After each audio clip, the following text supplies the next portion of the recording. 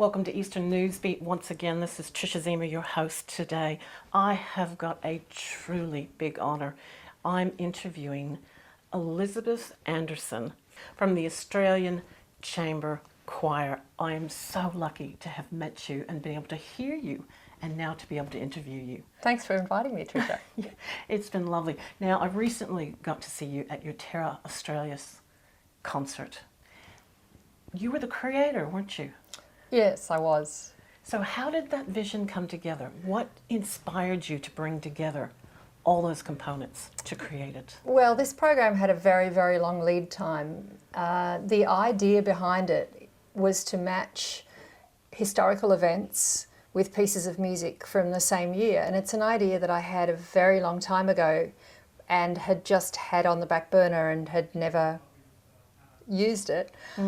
So I was invited to create a program for the Australian Chamber Choir to sing at St Martin's in the Fields in London, and I wanted it to be a quintessentially Australian program. So I put my thinking cap on and started trying to think about what would be a timeline of Australian history that I could use, that I could match pieces of music to. Well, one really good thing about choral music is that it goes back way, way before the beginning of the orchestra. Of course it does. Before the symphony orchestra was invented, we were singing. So it's a great way of matching historical events to use vocal music, unaccompanied vocal music. So I thought a timeline of the mapping of the Australian continent, starting from when Terra Australis was just an idea in the imagination of Aristotle. Yes, of course. There was a balancing country at the bottom of the earth. Yeah, he had a really interesting idea that the continents weighed something, and that therefore if you had a great big continent, Europe plus Asia, there must be another continent on the other side of the globe to balance that continent. And he suggested that that continent be Terra Australis, the Great Southern Land.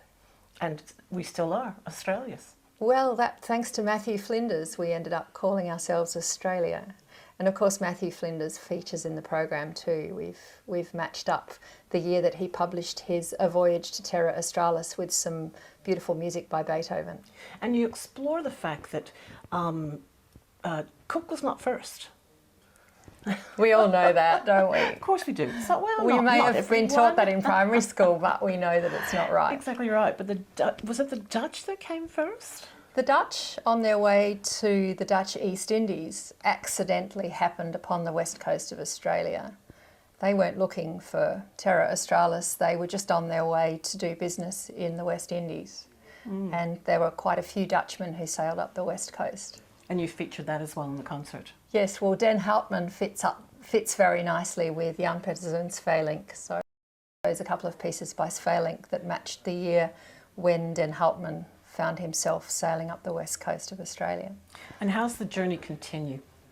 Well, we finished mapping Australia with Matthew Flinders circumnavigating our big island, and then I continue with the mapping of the interior of Australia, with the mapping of the coastline of Antarctica, because it really wasn't until we had Antarctica clearly marked on the map that we knew that the continent that we now call Australia was not really large enough to be that great southern land that Aristotle had conceived.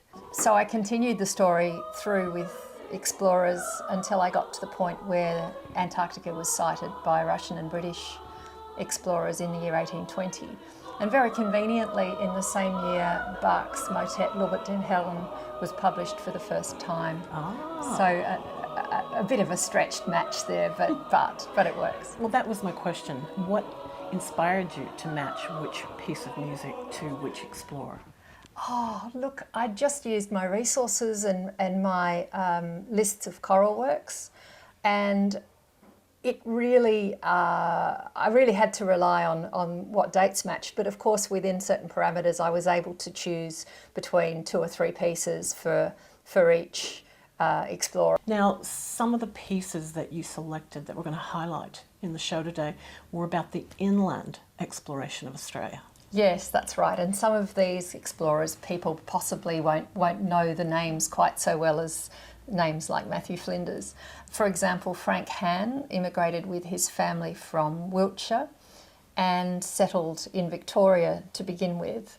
He explored mostly around the West Australian area. He named many, many rivers and mountains in West Australia. He was responsible for naming Lake Disappointment. That was in 1897. He'd noticed a lot of waterways running inland and gathered that there might be a lake somewhere in there. And when he walked in with his partner Talbot, an Indigenous man from far north Queensland, he was disappointed to discover that there was no water in the lake. It was a salt lake. And that was the reason why he decided to call it Lake Disappointment. The next year, in 1898, he was responsible for walking through the Leopold Ranges, which had been thought to be impenetrable. And he did that as he was recovering from a broken thigh. So, oh goodness. Yeah, he was really quite a hero. Yeah, and none of this could have been done without help from the Aboriginal. Absolutely. Absolutely. And you asked me to begin with how that was paired up with a piece of music. So in this case, we've paired it with the 3 songs of Claude Debussy. Very beautiful songs in 3 very contrasting styles. Very similar to the 3 songs of Ravel, which we did in a program last year. And so the third of these songs is the one that we're looking at on today's program. Which celebrates summer over winter. Yes, it says, winter, you're nothing but a rogue. We're going to take a break and come back and talk to Douglas Lawrence, the conductor of the Australian Chamber Choir.